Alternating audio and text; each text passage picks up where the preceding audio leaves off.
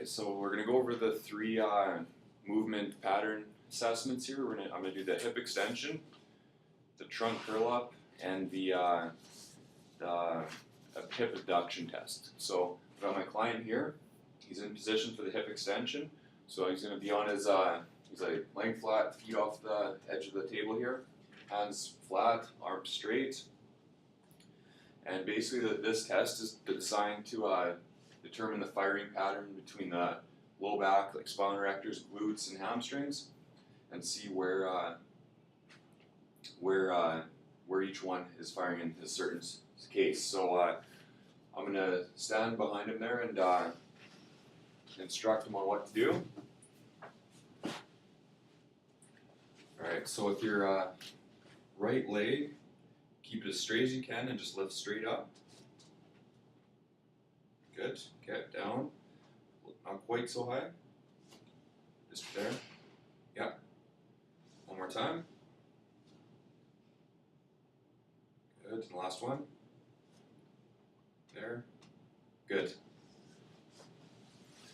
Alright, so you cannot see his pelvis rotating a whole lot, or his low back. Ideally what we're looking for is for his glutes to fire first, followed by hamstring or glutes first, then the contralateral spinal erector, meaning, so if you say you lift his right leg, it would be on his left side of the spinal erector to turn on. So that would be the third order.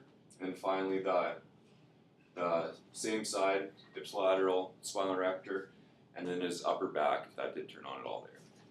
So that would be the ideal number. And what we don't want to see is his low back, again, starting to move before his glutes or hamstrings or leg even lifts off the table. So if he's initiating movement with his low back, that's not great. And say he was to extend up his leg, but the knee would bend, I mean he'd be very tight and dominant probably through his hamstrings as opposed to turning on his glutes for the movement. So that's what we're looking for there. So yeah, he's good there. On for next one here, we're going to hip abduction. So I'm going to get a play on his side. So again, this provides us information on the quality of movement and stabilization of the hip and hip complex. So his prime movers are glute medius, glute minimus, his TFL, and the abdominal muscles provide stabilization through his pelvis as he lifts up. So he's going to keep his legs straight, and then we want to see extension to about 20 degrees up. So he's going to lift straight up. Good. Okay, come down. Again, we want to see minimal movement rotational wise the pelvis. So we can look on top here too. There's very little, like I see very, very little come down. One more time. Excellent. Good.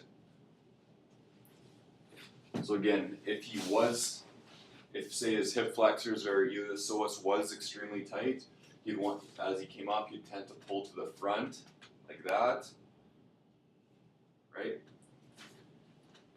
And then, and like I said, we don't want to see external or internal rotation of the hips, and this test will help us determine too if there's tightness in the IT bands, and if he wasn't able to do that properly, there would probably be some underdeveloped or atrophied in the glutes as well. So the last test we're going to do here is the trunk curl up. So he's going to lay on his back, feet flat on the table here, hands flat, arms straight. And what we're looking for in this test here is this test is going to help us determine if he's tight through the abdominals, or sorry, if he's dominant in the abdominals or dominant with more his hip flexors up front here. So if he tends to curl up and actually contract his trunk, that means he's turning on his abs. But if he's kind of staying straight and hip and feet are wanting to move up off the table like that, he's probably a little tighter here through his hip flexors and tending to use those.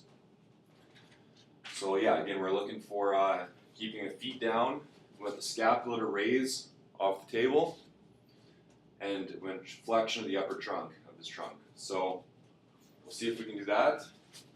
So you'll there.